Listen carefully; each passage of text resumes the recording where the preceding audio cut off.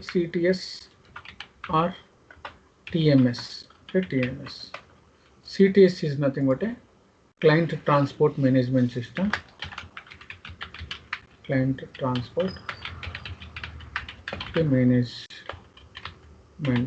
system. TMS means transport management system. Okay, transport management system. Okay, transport. This is only technical, remaining all are theoretical classes, only implementation support related next coming classes. Transport management. The management system. Okay. Means why you are using this CTS or TMS, this tool. This is actually, okay, this actual part is related to the admin related part, but we need some part of CTS also, transport management system. Whenever you save like tables or whenever you save like AC38 or AC11 objects, system will generate one workbench request.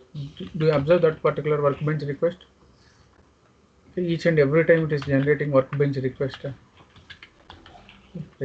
I will show that one clearly. So workbench request. Okay, this workbench request. Okay, this workbench request is created by SAP only by default. Okay, first let me start with the okay, what is the use of this transport means to transfer your objects, development objects to quality client to development client to quality client and quality to production client. We can use it. This is a client number, development client, example 100 client. 100 client. 100 client. Okay, 1 second.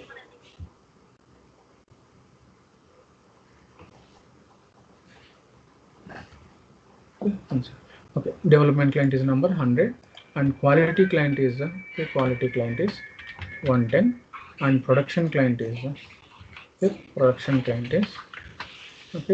300. Okay, 300 any client. Means as a developer always will develop develop application here. Like example report is there. Okay, report. This report we can create here. For this report, sending message can't hear.